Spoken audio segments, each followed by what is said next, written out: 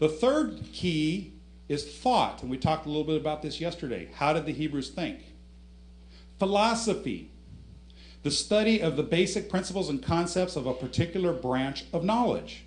There are two major branches of thought. What are they? Western and Eastern.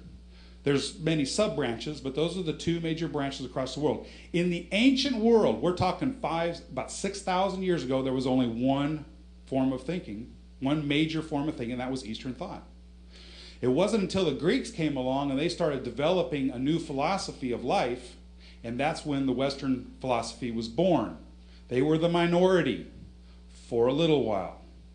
Then there was a major war that occurred 3,000 to 2,000 years ago. And this war was a war between Eastern thought and Western thought. Guess who won? Western thought won. Today, only a very small minority of the population thinks in Eastern thought because the Western thought is invading constantly. When we go out in the 1800s, 1700s to the Indian nations, the islands, what was the first thing we did? We made them conform to our way of thinking. That's what Western thought does. It invades. Psychology is the study of the mental processes and behavior. Here's an example. I have two pictures here. I have an oak tree and a buck. Would you consider those one and the same thing? No? Why? Why would we not consider the same? Because they don't look anything alike, do they? But what's the mistake I just made? What they look like. That's Greek thinking. Hebraic thought is concerned with what? Function. Excellent. Very good. What is the function of these two things? The oak is the strongest of the woods in the forest. Anybody do wood cutting? Which would you rather cut if you had your choice, pine or oak? You can go through pine like butter. Oak will take you all day long. What is a buck? Anybody here owned a buck? One. Wow. Two. You're familiar with bucks then. Boy, they smell nice, don't they? A buck can get very, very big. Our does that we had, they might have been about this high. The buck at his back was about here. And if he wanted to move you, he was going to move you. If it wasn't by his smell, it was going to be by his muscles. Strength. These both are very, very similar in Hebraic thought because of their strength. The strength of the flock, the strength of the forest. They both are the Hebrew word ayil. When you look in the Bible and you see it say a stag or a buck, that can also be translated as an oak tree. In fact, there are places where the King James will translate it as an oak tree, but the NIV will translate it as a buck or a stag. So your translations sometimes, they're not really sure how to translate it. That's because they're still thinking in Greek. They're trying to tell you what it looks like. The Hebrew author is trying to tell you what its function is. Psalms 22:22, 23 in the Christian Bibles. I will tell of thy name to my brethren. In the midst of the congregation, I will praise thee. Shem is usually translated as a name. However, in our way of thinking, a name is nothing but an identifier. No different than if you were a number. Hi, 1, 2, 3, how are you? It's just an identifier. Bill, George, they don't mean it. Those words don't mean anything to us in our culture. In the Hebrew culture, every name is a word with meaning. Devorah means be. Ruvain, see the sun. So every word describes action. Every name describes action.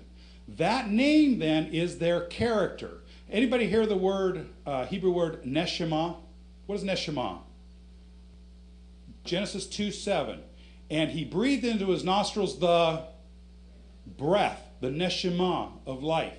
Neshama is breath. What is breath? Well, to us, breath is simply the exchange of air in the lungs. That's very Greek thinking. In the Hebraic mind, your breath is your character. It's what makes you, you.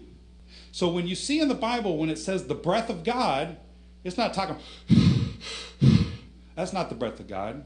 The breath of God is what's inside of him that makes him him. What's his character? Your name is your character in Hebraic thought. So when the Bible says, I will tell of your name to the brethren, It's not talking about its pronunciation. This is how you're supposed to pronounce the name. That's not what it's talking about. It's talking about, I will tell of your character to my brethren. That is what's important in the text, is what's God's character, not how you pronounce the name. And God saw everything that he had made, and behold, it was very good. And there was evening and there was morning the sixth day. It was very good. Cool. What does very good mean? Wonderful. That's abstract. Functional. That's right. Functional. The Hebrew word tov doesn't just mean good, because good's kind of like, that's nice. But it means functional. If I have a bicycle and I've got all the parts laying out here on the floor, is that a good bicycle? No, it's not functional. It is dysfunctional, therefore it is ra. That's the opposite. Tov v'ra. Good and bad, or translates good and evil. Good is literally something that's functional. I mentioned earlier that the Hebraic mind tries to bring balance to everything. How many of you here, raise your hand, is God good? Elohim tov. Elohim is tov. Elohim is functional, correct? All right, let me change that. Elohim is ra. How many of you, raise your hand if you think Elohim is ra? Elohim is ra. I form the light and I create evil, or ra. The Hebrew mind needs to find everything in balance. If I put you in a room of pure light, what happens to you? You're blind. If I put you in a room of pure darkness, what happens to you? You're blind. You have to be in a balance of light and dark. What's your favorite? Just think of, what's your favorite food? Ice cream? Spaghetti? Why is it your favorite food? Because you're comparing it to something you don't like. Right? If you ate nothing but ice cream your entire life, would that taste good to you? No, because you have nothing to compare it to. God is Tov. We see that in Genesis chapter 1, where God takes all these elements, brings them together, and forms the world. 6 chapters later, what do we see? We see God tearing it apart. We see him working in Ra.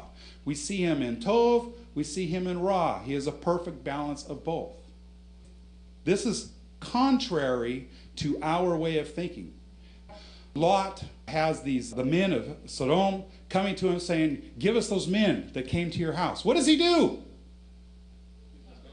He throws his daughters to him, saying, take them. We're like, is this guy nuts? Because he is in a culture different from our own. So we look at him as nuts, because he's not doing what we would do. Why is he doing that? There are guests. And even today in Bedouin cultures and in those nomadic tribes, the number one priority is hospitality. What was Sodom and Gomorrah's sin that they were destroyed for? What was it? Inhospitality. Ezekiel tells us that. Because they were inhospitable. We have to remember their world, their perspective, not our own. Active versus passive. A noun in the English language is passive. It's an inanimate object. In Hebrew, nouns are active. It's not just a mountain top. It is the head of the landscape rising up out of the ground. Everything is in motion in Hebrew thought. In English, what do you have to have in every sentence to make it a complete sentence? A verb. If you don't have a verb, it's wrong. You'll get an F on your paper. In Hebrew, sentences do not need verbs. The king is good. In Hebrew, melech tov, king good. No verb.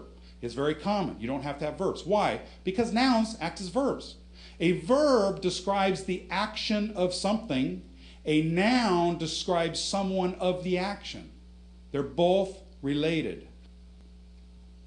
Applying the various ologies, archaeology, anthropology, philology, etymology, applying all of these ologies to the biblical text, we can more accurately define our theology, or maybe the ology. Thank you all very much. I appreciate it.